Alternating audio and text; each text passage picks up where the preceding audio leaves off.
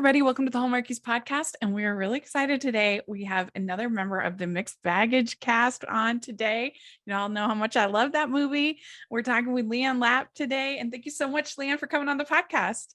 Thank you for having me. Thank you so much. It's great to be here. Yeah. So what we like to do with new guests is we like to give you a chance to introduce yourself and tell us a little bit about what inspired you to get into acting. Okay. Well, my name's Leanne Lapp.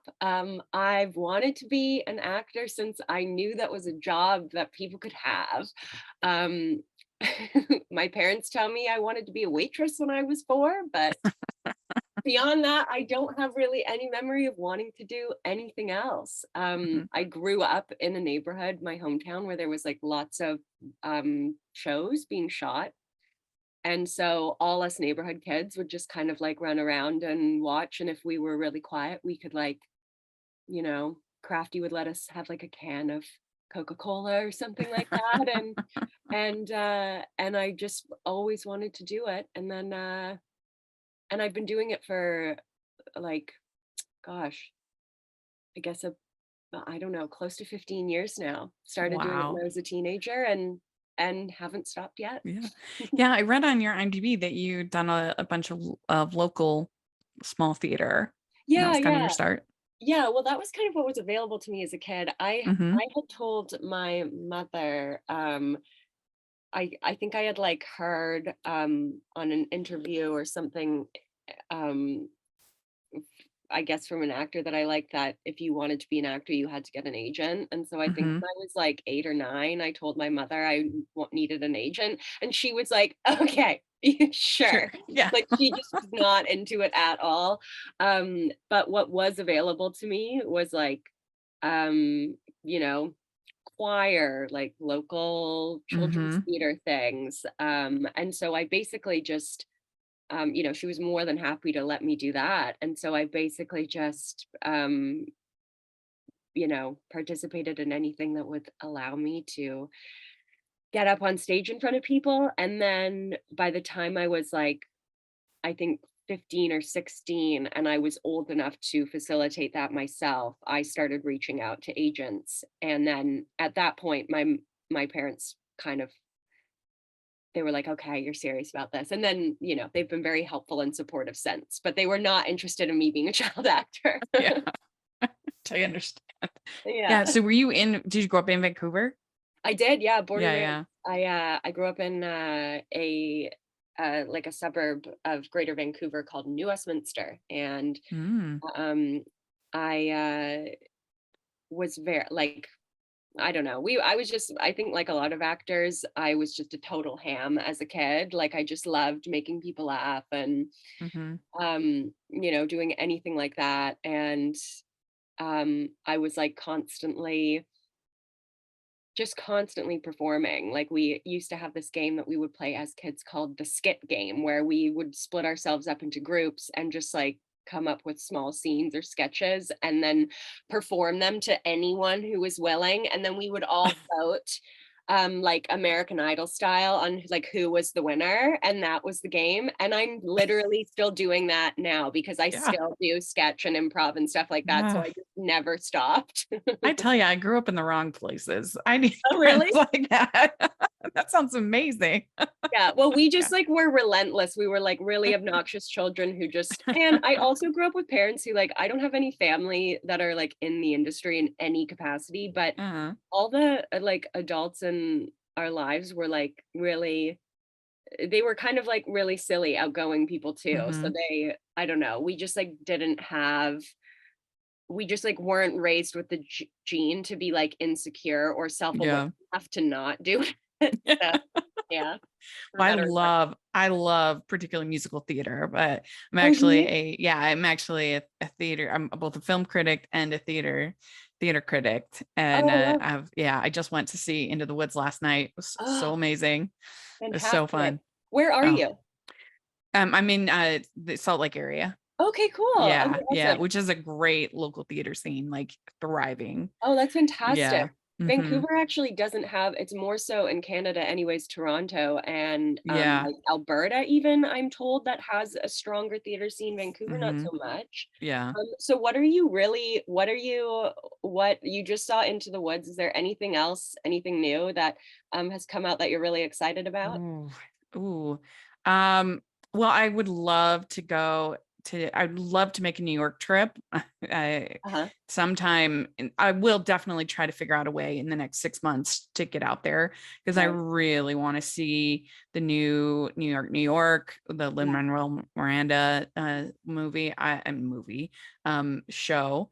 And I would really love to see Ben Platt in Parade. I think that would be amazing. Yes. Yeah. I know there's others, but I can't think of it off the top of my head. But yeah, there's always some amazing shows that are Yes. coming out that I would love to see. And like here local. One I would love to see just because I saw they did the Broadway tryout for the show called Shucked. Okay. Yeah, which is this comedy, very silly. And it just started previews in New York in Broadway, and it's getting great reviews. So that makes me very excited for them because I felt like it had a lot of potential, but you just never know with comedies, like whether it'll be embraced or people will Right. hate it, you know? Yeah, But yeah.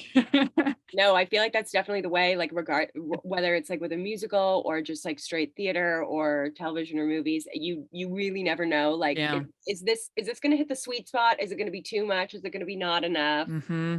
Yeah. Yeah. I'm constantly Yeah. asking myself that question. Yeah. It's such a risk, man. Those people who put on those Broadway shows have guts Yes, I because know. it's They do.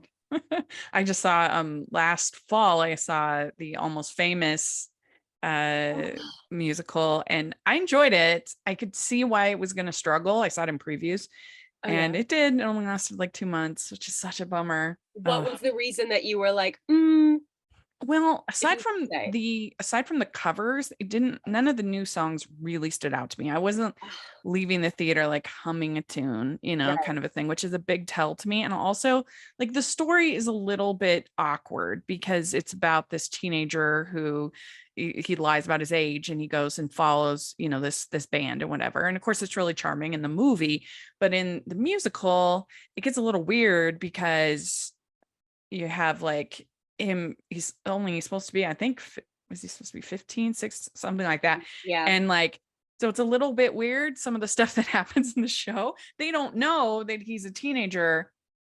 But anyway, so I think that's maybe part of it too, that just doesn't translate that well from uh um from movie to stage. right. But Well, I still enjoyed it. I mean, it takes a lot for me to like not enjoy a musical. I love musicals. right, you're the person that wants to get excited about it Yeah, and wants to be exactly. the cheerleader. Yeah. Yeah. Yeah, yeah, yeah. Anyway, well, do you remember the first role that you ever got on screen?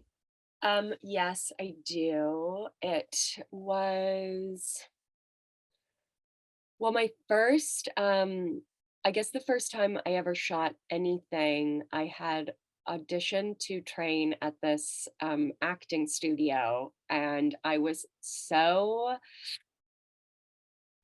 in over my head. I think I was like, I don't know, I was 16 Oh my and gosh. I was so overwhelmed that I ended up just like holding back tears, I think, for most of the audition because the woman that was like adjudicating it was just so intimidating.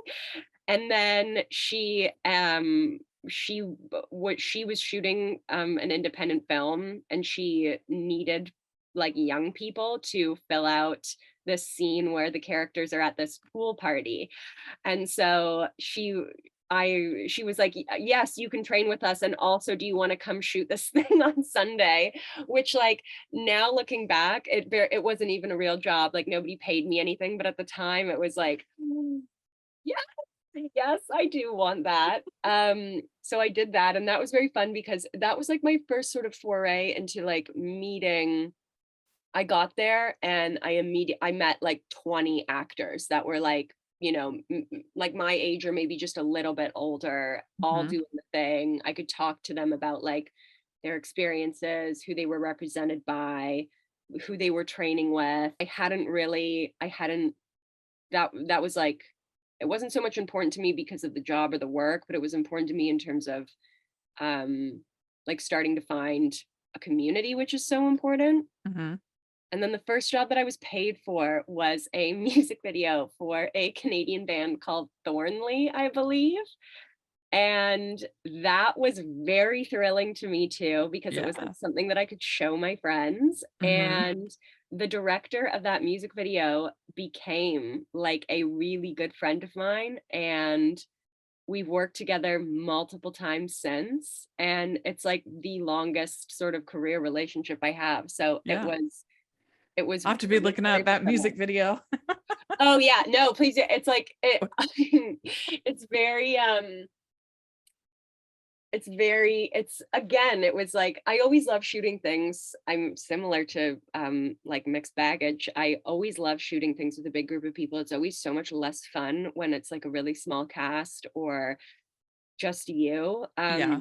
Because this music video, again, I think there was like 5 of us. We were all around the same age, and the concept of the video is that it's just 5 friends running around town doing what friends do on a Friday night or whatever, right? And Oh, that. yeah, yeah, yeah. Groundbreaking concept. And we the director of the video, who's his name's Colin Minahan, he's like a Uh-huh. insanely talented creative who, I mean, directs and writes feature films now. But Uh-huh. that was his intro into Do you world of remember the name of the directing. song? Uh, I'd have to look it up. I would I'm like, where's my mother when I need her? Because she has all this information at the off the top of her head. I'll look it up. I'll find it for you. Okay, yeah, we'll put it on our social media. Okay, great. Yeah, Yeah. yeah, Perfect. yeah. That's exactly what I wanted to hear you say. Yes. Ho, ho, ho! We'd like to take a second and thank our sponsor for this episode of the podcast. It's the Hallmarkies Patreon. Do you love Hallmarkies podcast, especially at Christmas? Do you enjoy the holiday previews, recaps, interviews, and bonus episodes?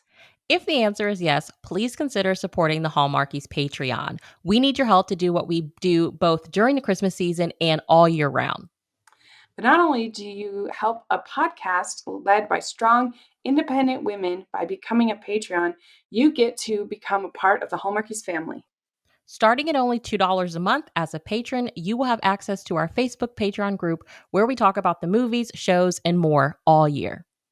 We also have many monthly patron watch-alongs with guests like Lacey Chabert, Natalie Hall, Paul Campbell, Mary Lou Henner, and more, giving their behind-the-scenes details of their films. As a patron, you also have the chance to provide input into the podcast and even join us at different tiers. So this Christmas season, spread some cheer to the Hallmarkies Patreon and become a member today. You won't regret it. Go to patreon.com/hallmarkies to learn more. That's patreon.com/Hallmarkies. Well, you got your start in Hallmark in maybe my favorite Hallmark Christmas movie of all time, The Signed, Sealed, Delivered for Christmas. I think that was your first one, right? Yeah, you know what might have been too, if to be honest with you, I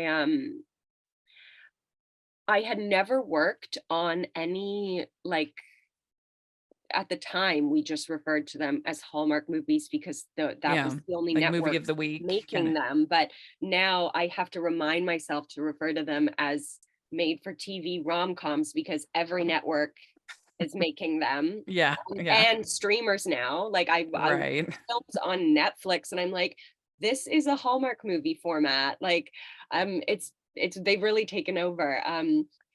But I hadn't worked on them at all. I had said to my agent in passing, everybody's working on these Hallmark movies. I want to work on a Hallmark movie. And she was like, okay. And then I think within the span of a year, I worked on 3 or 4. So I think I had Yeah, actually shot something before Signed, Sealed, Delivered Christmas, but maybe that was what came out first. And what I remember about that job was that Wait, is this the one where I'm in a Like, hospital bed? yeah, I was gonna say you were in the Okay. hospital bed the whole Yeah, time. it was the easiest work I've ever done because I literally like rolled out of bed into my car and then rolled onto another bed, and that is where I remained for the entirety of the shoot. It was great. Yeah. I mean, the makeup department have to make you look like you have cancer or Yeah, whatever it was. I can't remember. I think I'm pregnant. Am I pregnant? No, you weren't pregnant, but you had a Okay, daughter that they put that's on the right. pageant for. Yes. I Okay. think you have Okay. Yeah. cancer. I think the No, you know people, what? the postables are going to be like, ah. I know. I But haven't thought about this. Is the first time I've thought about it in like what feels like eons. So but I it's so good. I absolutely love that movie. I mean, I love oh, Signed, Sealed, good. Delivered, Yeah. but I think that Signed, Sealed, Delivered is the best thing the Hallmark's ever made, and I think that Really? that Okay. movie is the best of Signed, Sealed, Delivered. So, Oh, it's so interesting to hear your perspective on this because I feel like I only hear the perspective of people that are involved in making these projects, which is mhm, obvious. Like, not only is it skewed based on like how enjoyable of the shoot it was, right, but it's also like I really firmly believe that like it really doesn't matter how you felt about your own work. Once you make it, it's out there. It belongs to the audience. It mhm, belongs to the viewer. And mhm, so, and I obviously I get the opportunity to hear from people through like social media and whatnot mhm, mhm, have seen the film that, have come out that I've been yeah, in, but even that's just like a sentence. So it's mhm. always interesting to hear someone else's perspective. Well, the thing about most of these made for TV Mhm. movies at Christmas is that they really aren't actually about Christmas. No. They are about the holidays, which is Yeah. fine, and they're about, there's basically rom-coms, which I love, obviously. Yeah. But this Signed, Sealed, Delivered for Christmas is actually about Christmas. It's actually about Jesus and about redemption and about forgiveness and about love in that kind of sense. And they're putting on this pageant to help this little girl, to help her to grieve, to help her with her mother, but it's also about Oliver learning to forgive his parents and his family, and then forgive his wife for leaving him. Then you also have Shane, who doesn't believe, who is starting to have struggles with her faith a little bit, but it just treats it so well. Like most faith-based films are so judgmental and they're so overbearing, and in this case you have characters that are respected for wherever spot that they're in, wherever they are, and I just love that so much. And I love the portrayal of Shane and her struggles to believe and put on the pageant, and of course you got Rita and Norman and her terrible cookies. And so that's super fun. And I just absolutely love it. I think it is beautiful. There's this guardian angel who's there to help Oliver. And so it has sort of It's a Wonderful Life vibes a little bit. And you see at the end him remembering the Christmas tree on the beach that he put on that helped him when he was younger, when he was a child. And him just being able to forgive is just beautiful. So I A think Martha powerful Williamson, she message. has a gift for writing about themes of faith in Mhm. a like in a beautiful, thoughtful, inspirational way that doesn't feel judgmental or heavy-handed. And that's just a Yeah. gift that you don't see that much these days. Right, like having that finesse where it's like Yeah. the broadest swath of viewers are going to be able to like find some kind of personal meaning in Hmm. this. Yeah. That's so fascinating. That's Yeah. You so should watch it again. It's so I good. as you're saying this, I'm like even as you were talking about the writer, I was like, oh my gosh, I have to look her up as soon as Yeah. we're She did doing Touched this. by an Angel series. That's right. Yeah. She's so good. And so anyway, I love it.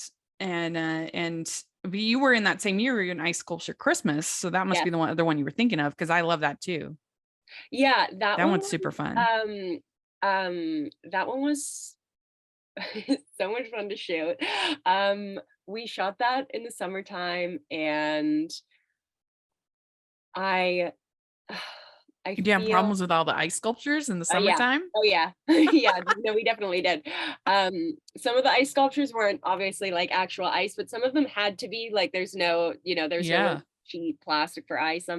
But I had the thing I remember most about that one is there's another actor in that project named Brenda Strong, I Yeah, believe. yeah. She's the chef. Yes, she Yeah. was so, I mean, I'm kind of the, I guess the villain, if there is a villain in these movies. Yeah. But or the antagonist, I guess.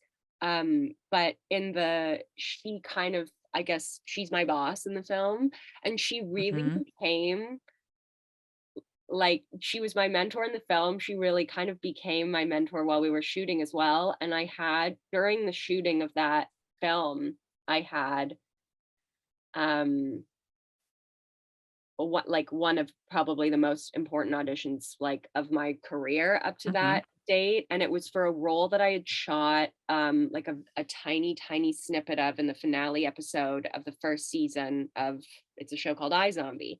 Hmm. And they had sent me a message being like, we're thinking of bringing this character back for the second season, but we need to know whether or not we need to recast it, so we need to re-audition you.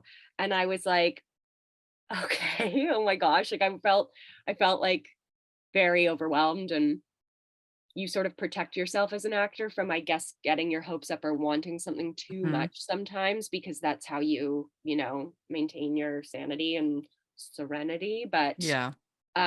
this felt like that was completely out the window. And the character, another villain, like she is sort of like a femme fatale. She's there to really stir the pot. Hmm. And I remember I hadn't really played any characters like that at all up to that point. And I remember looking at Brenda and just being like, how do I Yeah. do this? And she just took me by the hand and like it and Because you played the wrong woman in a couple of these Hallmark movies. yes, I Yeah, have. yeah, yeah. Yeah. Because that's like, I mean, Which would that's be fun. oh, it's super fun. I any opportunity, not so much with ice sculpture Christmas, that was just more so she was just, a woman that maybe needed to, you know, Calm do some down. journaling and have some go to some therapy. But occasionally when you play the other the Yeah. woman that wasn't meant to be in the Right. relationship, there's like an opportunity for some comedy to come out of it. And Hmm. that's what I love the most. Yeah. I shot one a couple years ago called, it was like the first thing I shot after everything opened up in 2020 after the shutdown at the onset of the pandemic. Hmm. And yeah, a vineyard romance Oh it was yeah. called. I never saw And that, but it was just I similarly, I play the girl who the guy is with initially, and she's like kind of flighty and a little bit self-involved and like hmm. very unaware of how she's coming off. And she has this assistant that she's just sort of constantly abusing and like keep belittling. And the director of that, Lucy Guest, Oh, okay. was like, make it as funny as you want to, like just go off the rails. And so yeah, there's obvious a lot of the times when you're playing or when you're auditioning for the girl of the film, you kind of have to think about, I don't know, maybe having a little bit more nuance in what you're doing. But when you're playing these side characters, I guess there's a little bit more opportunity for hilarity. Hmm. Yeah, definitely. Well, yeah, and then Perfect Bride, which is a favorite. A lot of people love that. You had your wedding dress stolen. Now Yes, I'm like blanking right you now were on like this the one. sister. Oh yeah, with Pascal. Okay, yes, sorry. I was like, I was just like scanning Talk through about the an other woman, but it timeline. wasn't you that time. It was the No, I know. Well, that's Anna. She plays like a yes, great other yeah, she was. woman. Yeah, like I don't know, she's really good at that.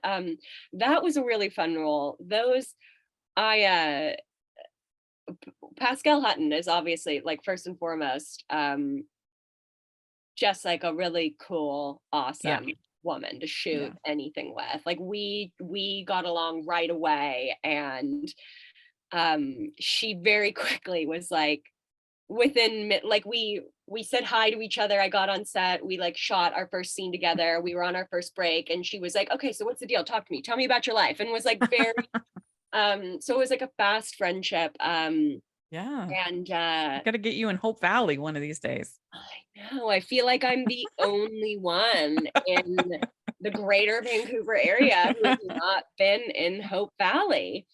But yeah, and then yeah, everybody involved with making those was really great, and that was a really fun shoot for me as well, because it just felt like I can't even remember my character's name, but it just You were felt just the sister that got her yeah, wedding dress stolen. yeah, it just felt like one of those things where I was like, oh, I can literally just be myself, and Pascal can just be herself, and we can just chat, and then someone will film it. And I don't know, it was very easy and very fun, except the working out.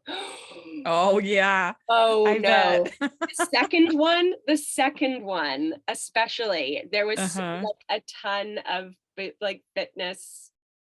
Wait, am I thinking of the right film? Yeah. No. She was Okay. a fitness instructor. Yes. So yeah.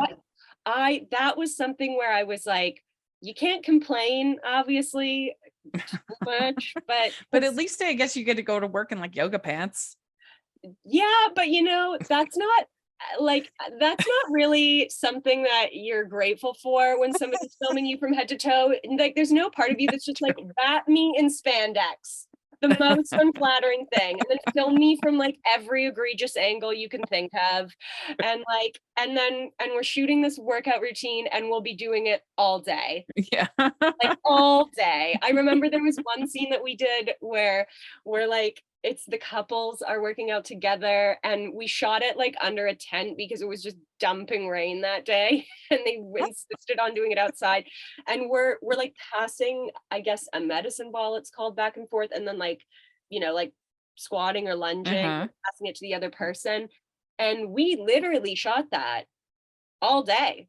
Like, it was like at least 10 hours of squatting. And by the end of the day, you're like, I need to be wheelchaired out of here. And it's not because like there's anything wrong Yeah. with me. It's just because human beings are like, this is just not possible. You're like, I'm not an Olympian. Yeah. Yeah.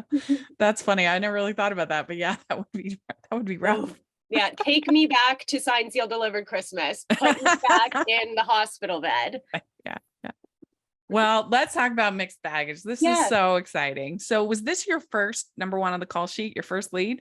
For a made for TV rom-com? Yeah, it was. Yeah. And I felt so lucky because I mean, you spoke to this a little bit earlier about with regards to Christmas movies. They're Christmas movies, but they're not really about Christmas. I had sort of thought that for my first lead in a made for TV rom-com, I would sort of thought that maybe I would have to like take something that nobody else wanted to like get my foot in the door. So I was preparing for something like really ridiculous, like, dog sitting ice sculpture. Oh, I know. Thanksgiving, and like maybe it's also Easter 4, like that was and I was just kind of like wrapping my head around that. And then when this came down the pipes, so to speak, I read the audition sides. It was one of the scenes where Evie and Jake are in the airplane together, and it was the "you don't believe in happy endings" scene.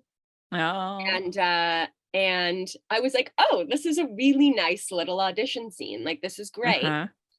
And then when they offered me the job and I read the full script, I was like, this might be one of the best ones I've ever read. And I think this has the potential. Not only do I feel so lucky that they're letting me do it, but I think this maybe has the potential to be really good. Yeah. So I was going to ask that so did you self-tape auditions for it? Okay. Yeah. And you got a feeling when you read the script, you felt like this is special. This is something that's really good, because it really is one of the best I've ever seen. I'm I've seen so hundreds happy of to hear you these. say that. I'm Yeah. so happy to hear you say that. It like makes it just like warms my heart so much. They don't actually, at most jobs, I would say, they don't give you the script when they're auditioning you, Yeah. and they just give you your scene. And certainly all of these kinds of films, like made for TV movies, you're never going to get a full script. And but you know, it's okay because You got enough to get a feeling. you have enough. And like as an actor, and I'm sure like for yourself and anybody who's like watching at home as a fan, if you enjoy the films, you have enough of an understanding of the structure to put the pieces together yourself. You kind of just need to know what cog in the machine you are, like what role am I playing here, and then you can kind of figure out what your storyline is going to be. So I just received the sides. I had like just gotten off of a plane flying from Vancouver to LA, and I was at my friend's house. And yeah, I know, isn't that now that I'm thinking about it, that is kind of serendipitous. But I just gotten off a plane from Vancouver to LA. I just got to a friend's place who's also an actor, who also does a ton of these films. Her name's Lainey McCauley. I was like, "Ugh, I have this tape and like, I could do it tomorrow, but I kind of just like want to get it done today." I felt like it was something that I could do. And because she does so many made for TV rom-coms, she's the best person to tape with, because she's so tuned in to what we were talking about with the musicals and the comedy, exactly the level that I think they're looking to see. And so she helped me, which I was very grateful for. And then it wasn't until I booked the job that I read the script. I was like immediately drawn to the fact that there were 3 different storylines. One for my own enjoyment in filming it, and 2 for, I think, the viewer's enjoyment. These TV rom-coms, what they've been able to become over the course of the last decade, they've broadened so much. The structure has gotten so much more elaborate. I think as networks start to realize that, at least when I started shooting them, I got the feeling based on what was being made that they were being made for a very, very specific target audience. And I would speak to people, you know, that I knew or that I would run into, and the more I shot them and the more I spoke to people, I was like, everyone I speak to is telling me that they watch and enjoy these films. And as the networks, I think, started to realize we're making these for everybody, the story structure, the plot lines, the characters started to get way more elaborate. And now, you know, we're at where we're at today, where you have 3 leads essentially of this film, right? You have 3, or sorry, not 3 leads, like 3 couples, 6 leads, I guess. Yeah, 3 couples that you sort of care about equally. And the writers and the people that are making the films are trusting that the audience is game for that and like wants it. So we'd like to take a second and thank our sponsor for this episode of the podcast. Who doesn't love a second chance? New this March from best-selling author Melody Carlson is Second Time Around, a sweet story that Publisher Weekly calls perfect for fans of clean romance. When empty nester Mallory Farrell inherits a rundown tourist shop, she never expects to rediscover her love for the funky coastal Oregon town or her now widowed teenage crush. With his help, she may just be able to renovate the shabby shop and her lackluster love life. Buy Second Time Around today at bakerbookhouse.com to get 30% off and free U.S. shipping. That's bakerbookhouse.com.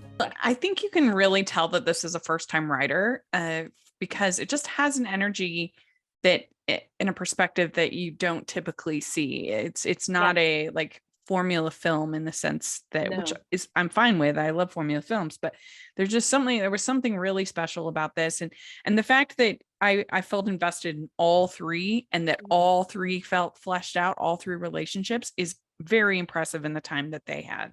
Yeah, I would agree. For like an hour and 20 minutes or whatever it is, to have all the storylines just get a nice little bow tied around Mhm. them is very satisfying. Ali Calamari, she Yeah. was great. I felt so lucky to be working with her material, especially Yeah. for my first,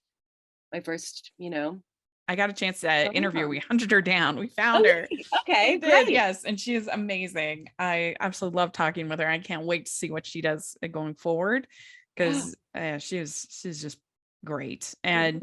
And it was interesting role playing Evie, because you were the only one, I think, to interact with all of the 5 other leads, Yeah. I Yeah. think. I Yeah. could I think I did. I know, I remember feeling, like, happy about that just in terms of Yeah. I mean, I shooting guess as Jake well. barely had a scene with Michael, just like a Yeah, very brief, little but one. yeah, Mhm. but everybody else had their individual plots, but you had to have kind of chemistry and a friendship with everybody. Yeah. Well, it was Yeah. easy. It was so Yeah. easy. It really was. Yeah. First of all, there's something about shooting a movie in the summertime. We shot it in July and August. There's Uh-huh. something about shooting in the summertime that really feels like adult summer camp, Uh-huh. because you're just this group of people, you come together, maybe some of you know each other, but for, all intents and purposes, you don't know anybody. And then you spend every day, every waking moment together for 3 to 4 weeks. And then by the end of it, you're like, these people are all my best friends. I never want to leave them. And you have to leave them. And it's a Yeah. little traumatic, but it very much is like adult summer camp. And um they I w- because Evie interacts and has Hmm. relationships with every character, um it felt, and we didn't shoot it all like sequentially in order, but it was like the first week we shot was in Barbara's hair and makeup trailer with Shaughnessy and Shannon, and the second week was at JOR studio with Faith and Alex, and then the third week was plane stuff, airport stuff, miscellaneous filler, and But they said, Shaughnessy and Shannon said they uh, shot the sandwich scene, at least that's what I call it, the sandwich scene. They said that was the last thing they shot together, which is kind of amazing. yeah, Yeah. yeah. I know. I think that's really nice. It felt really um like we shot, I think their days were like the first 4 days of the shoot, and then I felt really bad, and it felt weird to so early be like, okay, bye. But then I can't remember if Shannon did. She may have, and I just wasn't there. But Shaughnessy actually ended up like coming back around our last week just to, like, I don't know, see the airplane set Hmm. and just like chat with everybody. And that's always like, that happens so rarely, and it's always a good sign of like good connections and relationships made, and that people like really enjoyed their time on set when they go, take time out of their Hmm. days to do that. And I think it really, the film is so joyful, and I think some of that, the joy we all had in making it, Hmm. comes through, because the thing that, Yeah. like, you have to think about with these films is we had a little bit more time with ours, maybe, I don't know, just because there was so much to cover, but the majority of these films get made in 12 days. We Yeah. had, I think, Unbelievable. 17. They get made so fast. And so even if even if everybody you're working with is lovely, the amount, and I'm not talking about the actors, and who obviously we get totally spoiled and taken care of, but everybody else involved with making the film is just, so much is being asked of them in such a short amount of time. And if and it's stressful, right? Like, Oh yeah. it's like a daunting task to ask these people that have husbands and wives and children and family members and lives and friends to take on. Hmm. And so when something like that happens, where like somebody comes back just to hang, or like it's a Saturday and we all have the weekend off, but like we're all on a patio, like having Hmm. like a drink and a nappy together, that feels pretty special, Yeah. given the task that we all have. Hmm. Yeah. I bet. Yeah. So let's talk about your relationship with Jake Mhm. in the movie. So I really loved the fact that they kept that relationship very innocent and sweet. The Yeah. love at first sight kind of thing. There really wasn't any any attempt to kind of be cynical or question it or whatever. And even like the sort of the cranky Michael, by the end, he's into it and he's excited. And you can't end up with Ted. Yeah, I liked that too. And it's something that I thought a lot about while we were filming, and it was really interesting to hear you talk about it in the episode that you do about the film. It was really interesting to hear you talk about it because as an actor, you're so used to watching and reading these films and going, and the main girl is like, I've been lost in love before and I just don't know if I can trust again. Yeah. Which is like fine, but and relatable. but Yeah. but I when I was reading the script, I was going like, what is the thing that Evie is up against here? Like, what is the inner conflict that she's having? In the case of this film, it's just literally the bag and the getting lost and missing each other on the planes. But it's interesting to hear you speak about, and I agree with you now after like reflecting on it. There is something so joyful and celebratory and wonderful about somebody that's just like, I met this great guy and I have no idea what the future holds, but I'm just going to default to feeling like it's going to work out and then we'll see. Yeah, like, that you feels just like, go for it. yeah. And it never felt either like we had a great director on this, Farhad Mann, who is like just an angel to work with and such a like, I don't know. We were so lucky to have him because he, again, the time constraints and budget constraints that these kinds of projects are often asked to get made under, it can be difficult to be creative and not just tick the boxes. And he was like, I don't know, he really made, he worked to make the whole thing feel like this fantastic creative endeavor the whole time, which I was so grateful for. So much more fulfilling for us as the actors. Yeah, well, that's what Shannon said, that he would do like these long takes. Oh yeah. Yeah, which I love. That's awesome. Yeah, I gotta talk to him. He's fantastic. Yeah. He's so wonderful. I met him very briefly, and I like wasn't.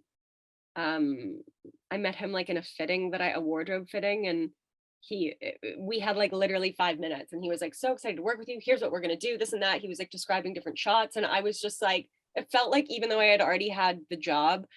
Not because he was making me feel uncomfortable, but just the nature of that scenario. I felt like I was almost kind of like in a little bit of like job interview status where I was like, yeah, I can do it, I promise. And then I went to speak to a friend of mine who's also an actor, and who's the director? Oh, this Farhan. And she was like, Farhan, man, he's the best. And so I had a vote of confidence on him from her, and he really lived up to it. He was fantastic. Sorry, I got off on a tangent here. I can't even remember what we were. No. So was it fun shooting a movie on a fake movie on was it fun shooting a movie on a fake movie set? Yes. There are a few things that like tickle me more than just like when these films get kind of meta, because I just feel like I want more of that. I want more TV rom-coms where they're making a TV rom-com. Yeah. And then I want to go even one level deeper. And I don't know how. They'd have to make sure that the actual craft services for the movie was better than the fake craft services for the movie. Yeah, well, it's funny because that was kind of a problem we would have, is people would like walk up and start eating the set.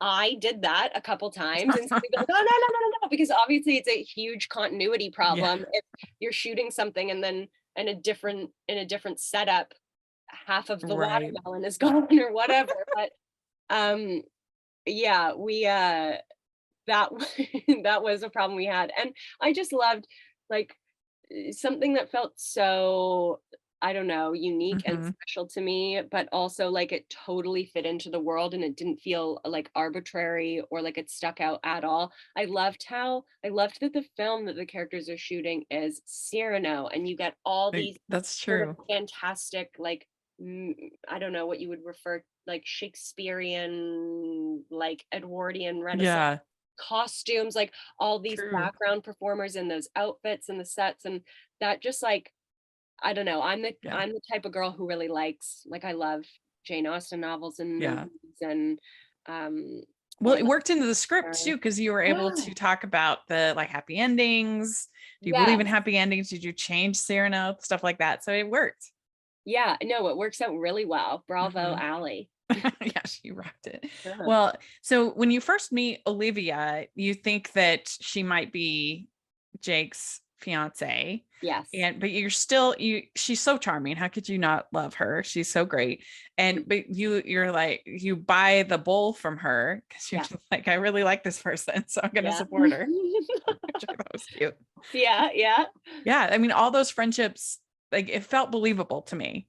Yeah, well, I mean, it was like it was believable because it like wasn't much of a stretch. We all got Hmm. along so well. And I'm talking like we would, we're shooting like, I don't know, 14 to 16-hour days, Yeah. let's say. That's kind of the average. And sometimes when you get that hour for lunch, like oftentimes it's like I need to isolate myself a little bit so that I can like prep for the back half of the day and wind down and like maybe have a nap sometimes if you're really tired. But I'm talking every lunch we would all there was like this beautiful grassy field outside of the set for JOR studio, and we would all just grab our lunch and like sit in a big circle and just Huh. chill out together and talk about what we were auditioning for, what we were shooting next. And Faith is just like the most gorgeous, Yeah. like beautiful, like stunning woman with a personality to match. I Yeah.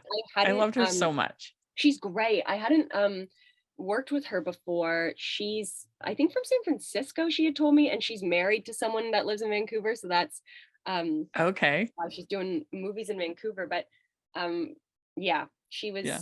she was great. Hmm.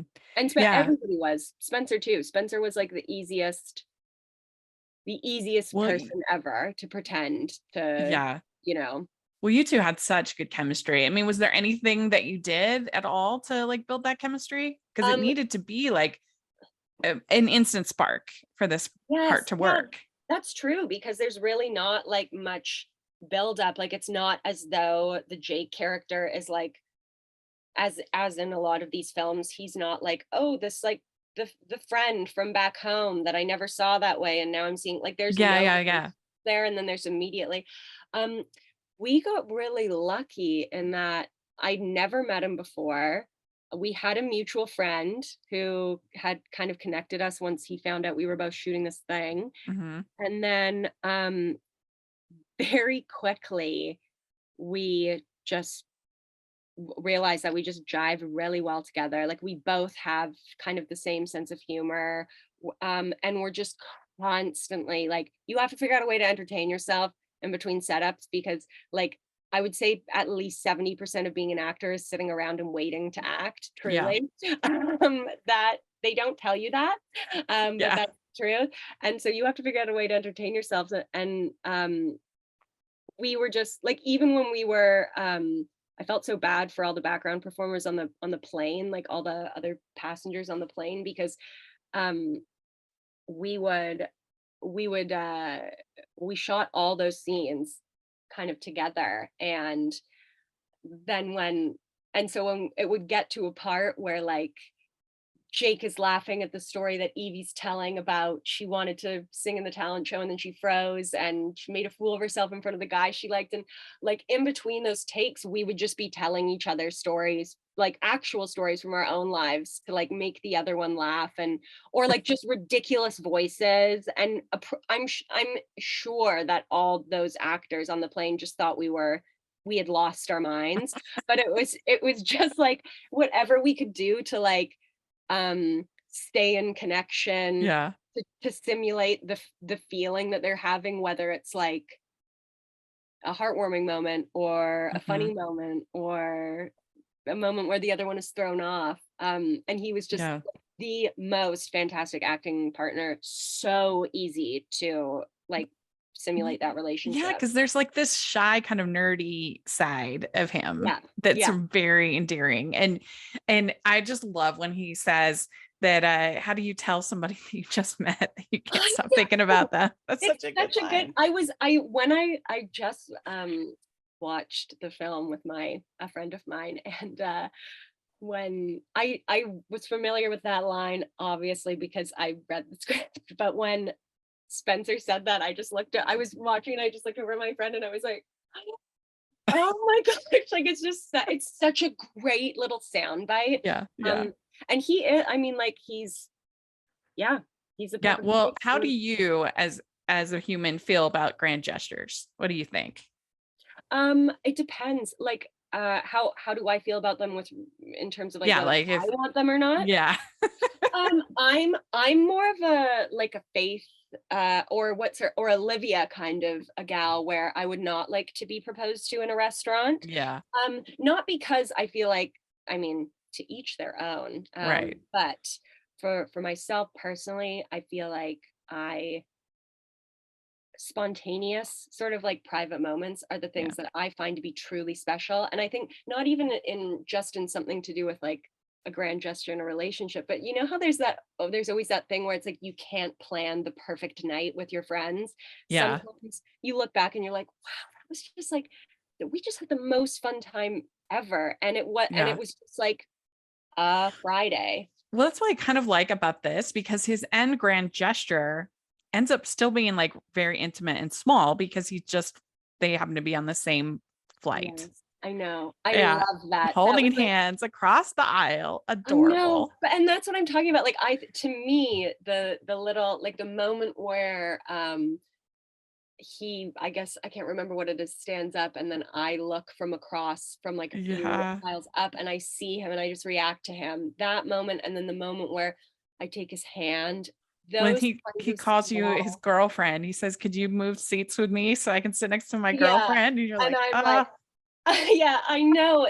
Those things are the things that like um for myself really stand out and are really special. And don't get me wrong, I any reason to celebrate anything I yeah, want to do. I just think yeah, that I would just always rather default to that because it's more hmm fun. yeah, But the moments that I remember from in my own life from relationships past or moments with friends or loved ones, any relationship, it doesn't have to be a romantic one, right. as well as moments in scripts that I read or shows that I shoot. It's always the little things, hmm the things that you weren't even sure, you wouldn't even have thought that they would hit you that really like tug on your heartstrings. Yeah. That's what does it for me. We'd like to take a second and thank our sponsor for this episode of the podcast. It's the Hallmarkies merch store. Are you looking for that perfect gift for the postable, hardy, or Hallmarky in your life? What about getting that t-shirt or hoodie that will help you stand out at your next holiday party? Now is the time to check out the Hallmarkies merch store. Full of festive designs by artists like Jessica Miller, Carrie from Hallmark Comics, and more. You can even have more than just shirts, but totes, cell phone cases, notebooks, mugs, and more. And it isn't just Hallmark. We have designs for Anna Green Gables, Man from Snowy River, The Nanny, and more. Every purchase at the merch store goes to help support the podcast and allows us to make the great content you know and love. There are frequent sales, so go to tpublic.com/stores/hallmarkies or see the link in the description. That's tpublic.com/stores/hallmarkies. And I like the fact that it's not just complete like clean sailing for them. Like they have the engagement party date, which is sort of awkward and weird and doesn't really go great, but Yeah. you still feel like, okay, this still has potential. I'm still going for this. Yeah, Yeah. I like that too. It feels true. Yeah. It doesn't there's not like some like a massive bit of plot that hmm prevents them from um getting together right away. It's just life. Yeah. It's And just like an awkward first date that happens. yeah, and they're also like it wasn't anything major. It wasn't like one of the characters turned out to be like not who they, appeared hmm to be or anything. It just and I think I don't know, I always like that in films, even in films where it's like a heightened state of reality, like a heightened hmm sense of, Yeah. idealism or what have you. I do like that where it's like that's okay. That doesn't have to mean that he's not the one. Right. Like, it's okay for one person to just, you know, be having a day, and Right. or, like, that's fine, and that's not romantic, or like, yeah, I really like Yeah. Yeah. Well, so then the second date at the art show, I love it. It's so good. And then when they have the kiss under the umbrella. yes. Now, Allie was saying she couldn't remember if she'd written it in No, the rain. it was not Okay, written so that's what I in was going to ask. vain. I remember very well. But see, I can totally understand why um she would question, because it seems so perfect Hmm. the way it is. But so we were having like a record breaking summer in terms of how hot it was in Vancouver. It was boiling. I was feeling so bad for all the background performers in the Cyrano outfits, because they were just in literal like layers and layers of like velvet and these thick fabrics just sweltering. And I mean, you can see it in the film. Like, we're all warm. Yeah. Yeah. And then the one day that we have this like beautiful exterior shot, uncovered fairy lights, water fountains, the big kiss, it just dumps rain. And it was so difficult it was such a difficult sort of condition to shoot in, because we weren't prepared for it. We were prepared for like maybe a little bit of rain in the forecast, but not the amount we got.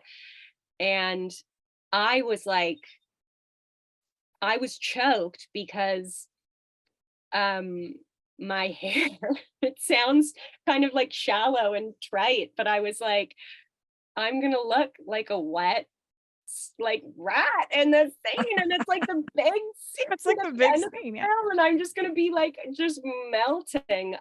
But the way, and of course we did just both get soaking wet, and like I'm sure sound in post, like the sound of those clogs I'm wearing like in the puddles was just ridiculous. I was under like 6 inches of water. Yeah. um and that's that part of the where I kiss him, and then I'm like, okay, I have to go, and then I I love that walk so in the room. I much. know, isn't it so special and precious? But I was like, every time we shot them, I was like, it is a roll of the dice whether or not I can make it back to him on my because I was literally just like I was wading through 6 inches of water. But it ended up, and I don't know, there was, I remember we were like, it was a day of shooting where tensions were running high, because we all knew that it was an important scene, obviously, and everything was just going wrong. And as a result,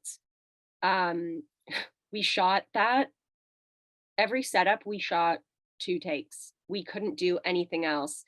And when we finished that scene, we were all kind of like, "Ugh, I hope that worked. I think it Yeah. maybe didn't, and I Yeah. hope it did." But watching it back, it feels so special that it's raining, because it just Hmm. feels like,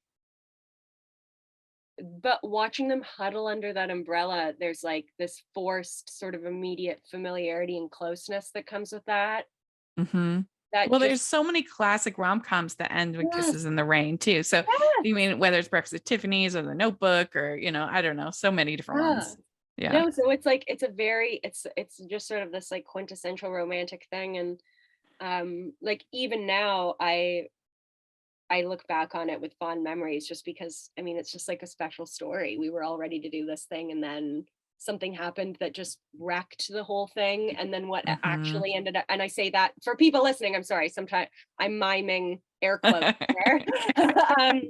um but and then to have it, I think it was probably almost like, I think it benefited from the fact maybe that we could only do that we had to shoot it so quick, because maybe there Yeah. was like a level of spontaneity there that wouldn't have come through had we Hmm. done it over and over and over again. I don't know. Yeah. No, I think it did provide like an energy to Yes. the scene that you wouldn't have had otherwise. I agree. There's something that I don't know if you get this. I certainly do in real life. But when there's like in my life, when I've like sensed that I don't know if something major is gonna happen, like with or whether it's that moment where you're just about to kiss the person that you're like you really feel is really special for the first time. There's almost it's almost like you've had too much coffee or something. Like Yeah. there's these jitters, like there's almost this like have you ever had that thing Yeah, where it's you're like like, the "Why endorphins come yeah, in. Yeah, you're like, yeah, why am I yeah. shivering? I'm not even cold," like that kind of thing. And the shooting in that rain really like there was something about that. You're right. The energy, the pacing that just like got me right there. So it really was like, you know, a pretty special gift, even if we did not realize it at the time. Yeah, it was so good. I mean, I loved all three relationships, and I think the proposal for Olivia and Raymond is absolutely amazing. I love the sandwich scene Yes, for Michael and Barbara, and then yeah, the kiss under the umbrella, I especially when she know. comes back for the second for Evie and Jake. It's just I perfect. love that. I'm so glad that you love the film. Like I say, I mean, this is who these films are made for, right? Like Mhm. and when people who are like fans and know so much about these kinds of films really respond to them, it just feels so special. And I think that like I don't know, one of the things Yeah. that sorry, go on. I wouldn't say it if I didn't love it. I just say it wasn't for me. Right, That's yeah. fine.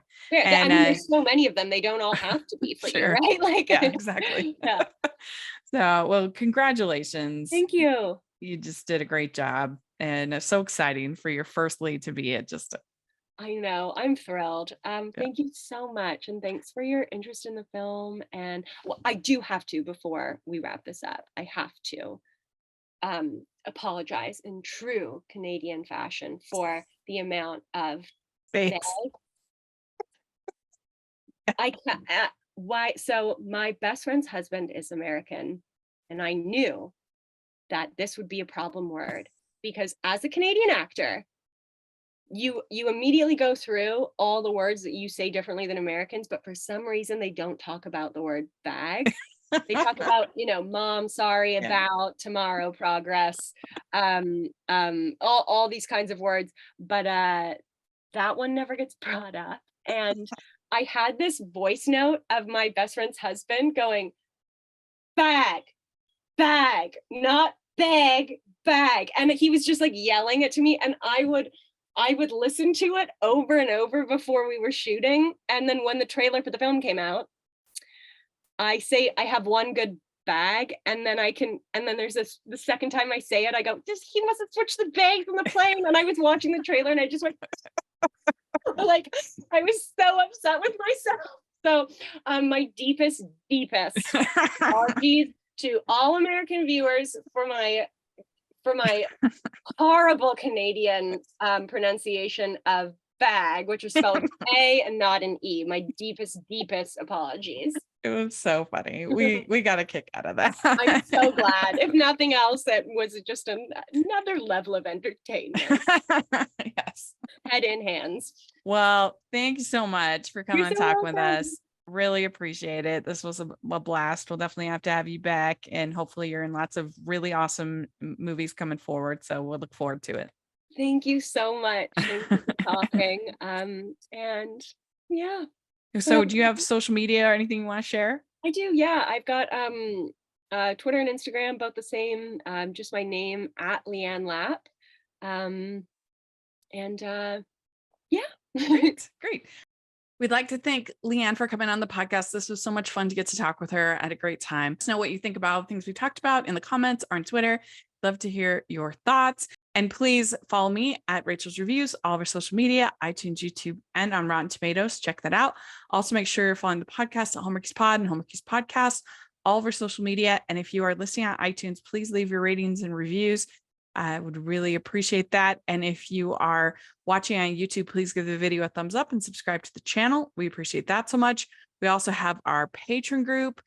which is so much fun. You get a chance to be part of watch-alongs, and we have a really fun one planned for April with Rhiannon and Fish. So definitely, if you're interested, check that out. We would really appreciate it. We also have the merch store.